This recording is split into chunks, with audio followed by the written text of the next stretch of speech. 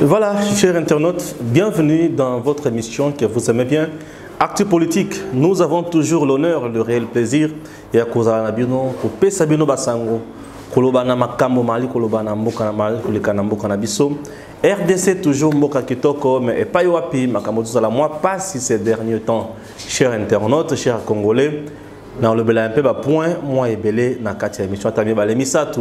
Pour te comprendre. Et le Kaliboso, inondation à Kinshasa, construction anarchique, Félix Tshisekedi a le but tolérance zéro. Président de la République a le but tolérance zéro. Les vraies causes, Yamakambwa, inondation à Kinshasa, paix, construction anarchique et Zouta Nawapi, paix part de responsabilité. Alors, le Kaliboso est que sur le plan urbanistique, ceux qui ont tonga terrain, suivre la norme oyo. La norme est moins belle, mais je peux épingler quelques trucs. Terrain est vierge, ils ont construit, ils ont occupé. Bato liboso bakoya baza bato oyo bakoya kosala étude ya mabele wana. Mabele zali terrain marécageux, to zali terrain normal. Terrain marécageux c'est que zali terrain oyo e botaka ba mai à tout moment. Oyo e botaka ba mai. Terrain où déjà il y a mai, l'air est beaucoup de ndako.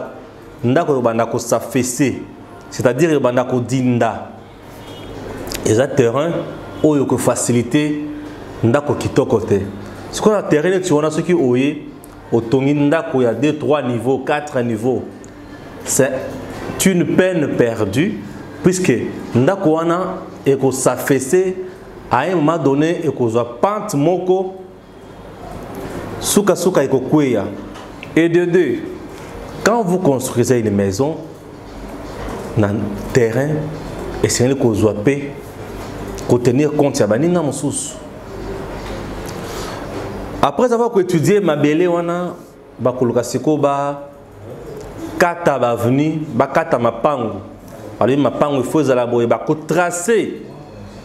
Tracer le but avenir, il faut la boye, avenir, il faut la boye, il faut souka ah il faut kende boye. Avenir, il faut respecter la norme. C'est-à-dire avenir za kitoko, bachi bakanivo na avenir wana, bako laisser bisira babingi espace vert. Espace vert, ils aura plus na banzete pour na mupepe et consort. Alors to batiki espace vert wana. Bakotika pe terrain pour na balle, distraction pe loisir ya bana. Bako créer pe endroit pour na marché.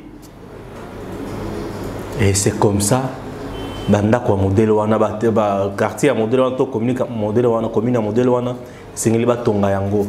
Tout ça ils aka ensemble ya carte ba benye carte topographique. Pona koyeba ke nzela oyo komema boye, oyo ko suka boye, oyo ko kende boye, oyo ko zonga boye. Alors sur le plan urbanistique et sungi. Banda kule koya kotongama il faut répondre na ba normes sociales aussi. C'est-à-dire banda ko ezo s'espacer. Banda ko ezo aéré. Banda ko za ba fenêtre o mi pepezo kota normal. O bato bazo vivre sans problème.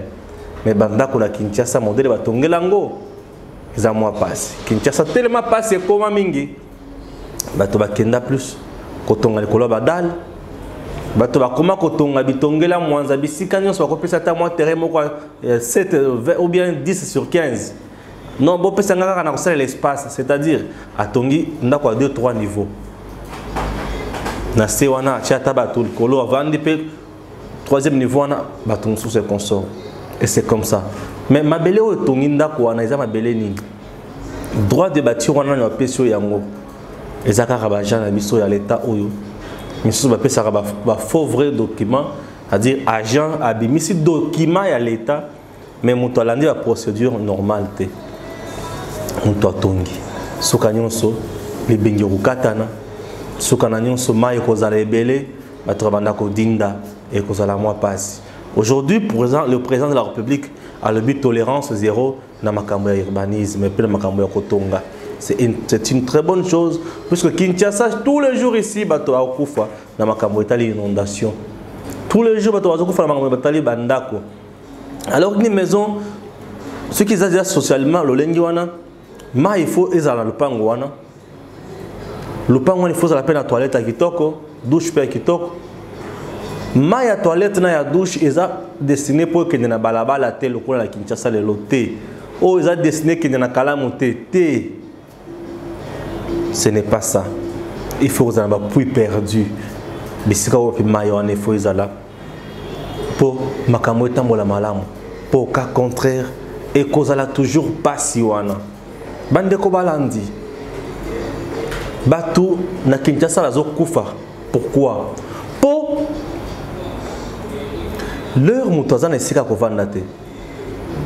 Terrain za la terrain ndenge nini. Ba mitso ba kobeta bandako ya manzanza. Libengeza 5 mètres dans le pango ya moto même bato avanda kaka wana. Bon temps babele ko baluka. Omona bato ba kufi, mabele kangi bato. Sala ka pesa poto babele ko modèle wana ezo zala la pasi mingi. Bandeko. Tozo yebateki ezo kende wapi.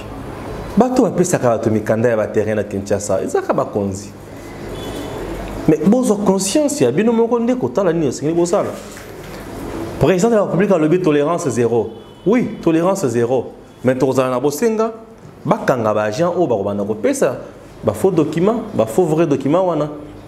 Tolérance zéro. Et Kosenga, les spécialistes de base à la domaine, nous sommes avant soit avant, battre terrain, tout étendu, ko étudier ngo malamu pe côté que la bateau pe bateau basomé na condition o elongo bani poto mona na Kinshasa bato kobuka ba terrain bato kobuka bandako ya bato après komona ke bato basi batongaki baye babuki bato msusu lelo batika na ba pasi mutu msusu azaki mwa mbongo ngo adefaki yango ta na banque mais à sa grande surprise amoni asombe terrain atongi et baye kobuka balobi nini ezali bisika oyo ezaki destiné pour la tongate tant bazobuka bongo moto na komi na nini akomi obe kaka na pasi bandeko. Tout ça ce sont des choses qui dérangent. Alors dans un état aussi responsable ou bien dans une république moderne responsable, l'état peut aller plus loin. Dans le monde moderne, l'état est état patron, c'est-à-dire il cesse d'être un État commandeur, un État qui va venir uniquement pour intervenir lorsqu'il y a mort d'homme. Non. Il peut devenir aussi un État qui doit commencer à dévancer les événements. Pourquoi et comment? Nous avons beaucoup d'espaces verts dans notre pays. Pas d'espace vert, mais d'espace libre. Vous vous rendrez compte que parfois, de temps à autre, on a on a besoin de espace étendu, espace non, il faut l'État. Ce que l'État a essayé de découvrir avant de trouver solution. Il y a soit bétendu ou libre pour il peut créer de nouvelles sociétés, de nouvelles cités plutôt. Si l'État trouve qu'il n'a pas les moyens pour ça, mais les entreprises de construction dans le monde entier existent. Si chez nous il n'y en a pas, mais l'entreprise est allée. Ceux qui l'entreprise sont allés,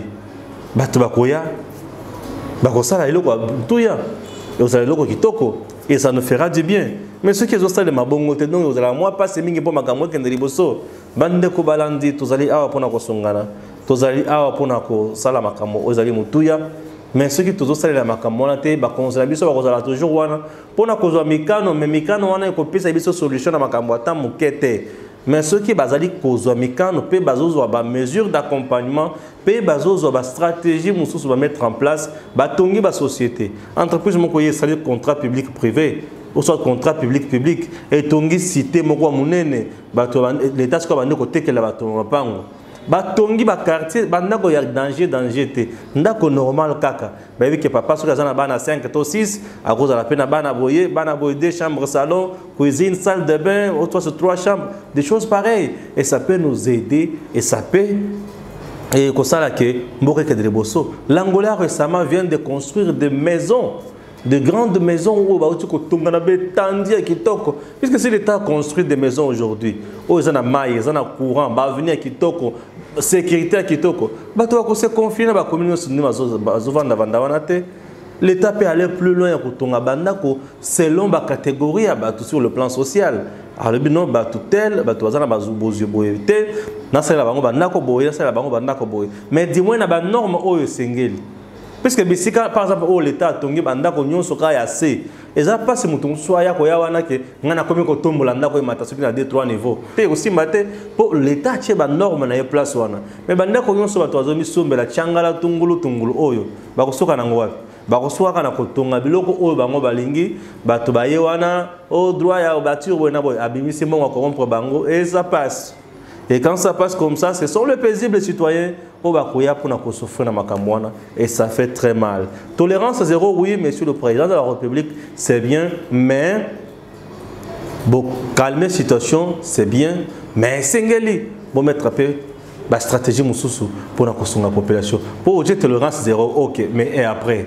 Et après? Tolérance zéro, on a biso Toyoka, on a domaine belé, Lozolo Bambi, tolérance zéro, Joseph Kabila, tolérance zéro, mais conseiller na yeye moko Lozolo Bambi wana apesa ye ba kombo ya bato bazo détourner ba mbongo sa midi tongo pourquoi et si les stanini et si pelo mokote pe sungi na eloko mokote et jusqu'à présent ba mon côté to la komona ba ke prison ba kanga yango pourquoi pour ba détourner ki mbongo. C'est vraiment difficile et c'est très rare makama modèle wana et monisa mana mboka na biso pe bato batala ngo ba sepela. Toké na point oyo etali gouverneur ya Congo central Atuma Tubwana na adjoint oyo vice-premier ministre en charge de l'intérieur a outil ko réhabilité. Toyebi très bien que zaki scandale ya makambo oyo tokoki koloba yango te poete ya biso ba vidéo eza vraiment vidéo moko très propre makambo oyo zaki ya kitoko te oyo banda ko sala atteinte na morale ya bana ya babota et consort mais bato wana lelo ba réhabilité bango na ba fonction. Ah tomoni Congo central bato ba marché pour na décision oyo vice-premier ministre en charge d'intérêt gratuit. À Salim Abe, toi Salim Malam. Sur le plan de droit, ce que Batali qui va trouver que Makamo Ezalaki T, Bakwa quitter Moutou.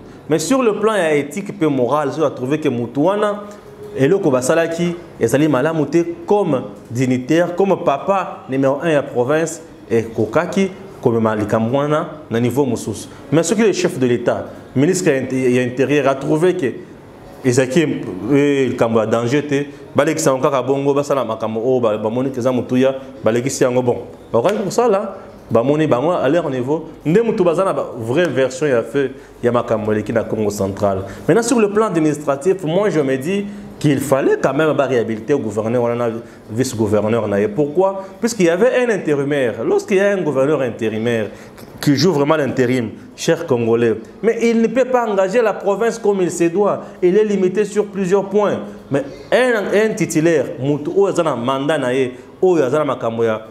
mandat oyo assemblée provinciale a pesa qui est donc on a banzi qui est à côté de ça pour engager ma camonionso pour ça la responsabilité au yemoko ayebi à cause la paix makabo kendeliboso et ça nous fera du bien comme on a Congo central pekotongama et kendeliboso. C'est parmi des provinces qui contribuent mieux au budget national et à Mboka Nabiso. Puisque nous avons Congo central, nous avons Katanga, ex-Katanga bien sûr, en tant que nous avons Kinshasa aussi, et la province de Moussoussou, et Malem.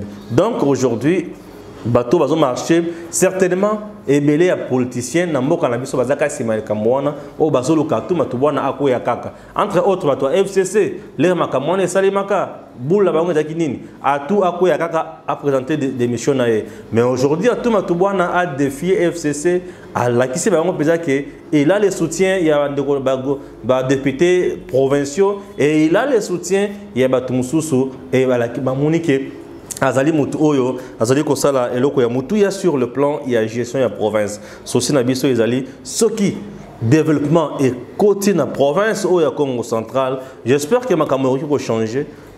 Il y a parti, il y a beaucoup de oyo parce que à l'aise mais beaucoup qui ne les bosso. So c'est na biso mingi yangoana. Parce que na bosenga ya komona bato ko kabwana te, ya komona bato ko zonga simate, ya komona bato ko zanga kusala musala comme il se doit te. So c'est na biso ezali ya komona bato ba kende liboso basala oyo ezali mutuya et ça nous fera du bien. Retraite FCC, chers internautes.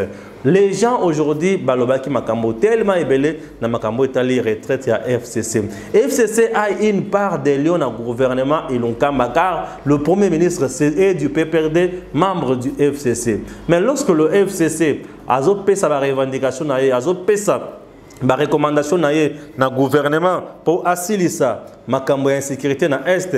Mais je me dis non, FCC tape à côté. FCC a dirigé ce pays. FCC connaît tous les problèmes de l'Est. FCC avec les gens qui sont en leur sein, bien sûr, maîtrise bien les problèmes de l'Est, maîtrise bien le problème de l'insécurité de l'Est. À la place de donner des recommandations, de dire que non, que le gouvernement termine ça, que le gouvernement termine, non.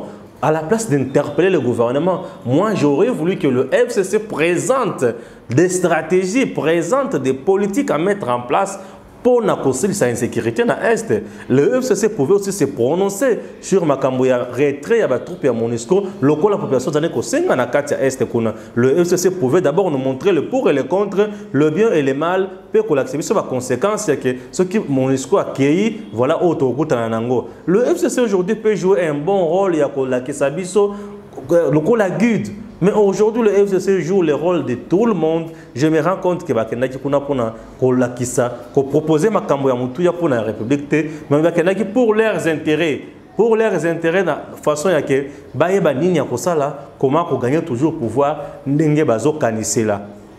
ndenga malamu et que malamu ndenga mabe et que la passe mingi koleka. FCC nous parle aujourd'hui de la mise en place progressive, il y a mise en place effective, progressive, il y a gratuité enseignement. Non, écoutez, ça c'est la pure distraction. Le FCC n'a pas des leçons à donner aux gens. Pourquoi? Puisque cette politique, cette disposition constitutionnelle existait depuis que le FCC était au pouvoir. Bon, le FCC, c'est un fait privé qui vient d'être mis en place il y a 2 ans ou 1 année et demie. Mais du moins, quand on parle de FCC, on voit toujours la majorité présidentielle, on voit toujours l'alliance pour la majorité présidentielle. Et en plus, c'était Alliance pour la majorité présidentielle. Et puis, ça se transforme en majorité présidentielle. Et puis, majorité présidentielle, Front commun, bien sûr, pour les Congo. Aujourd'hui, FCC. Donc, le FCC connaît bien les problèmes de ce pays. Alors, à la place de revendiquer comme tout le monde, c'est la distraction. Le FCC doit commencer à nous donner des pistes et des solutions pour que le pays aille de l'avant. Parce que si le FCC continue à revendiquer comme tous les autres, on trouve très bien qu'ils ont la mauvaise foi. Et surtout, eux, na manette, il y a qu'à diriger Mboka, il y a qu'à ça gouvernement. Donc, que le FCC cesse de nous distraire. Et surtout que le ministre de la Défense, où il a chargé pour la poursuite, ça m'a et consort. Il y a FCC chargé à la commission sécurité et défense toujours dans le niveau Assemblée nationale. FCC avec Jeannette Kabila, petite sœur, ceux qui grande sœur, ceux qui ne dégoûtent moi aussi, il y a Joseph Kabila. Tant que vous avez qui Joseph Kabila les raconte dans la salle.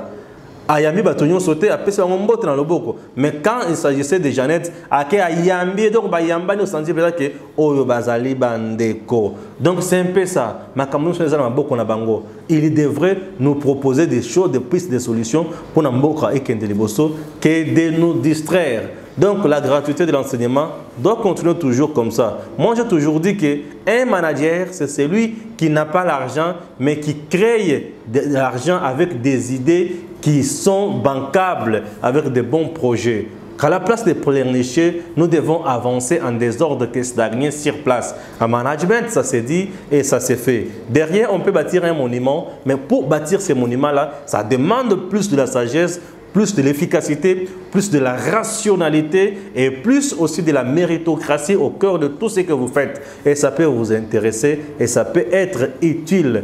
Nous avons besoin que ce pays aille de l'avant. Nous voulons que ce pays fasse mieux. Nous voulons que les choses aillent mieux. Nous voulons que les Congolais vivent mieux. Nous voulons que beaucoup d'autres pays aussi envient. Nous voulons que d'autres personnes envient même la République démocratique du Congo pour venir vivre ici en RDC. Mais si les autres nations, si d'autres peuples viennent en RDC, c'est pour tout simplement travailler, prendre nos richesses, amasser nos richesses et amener ailleurs.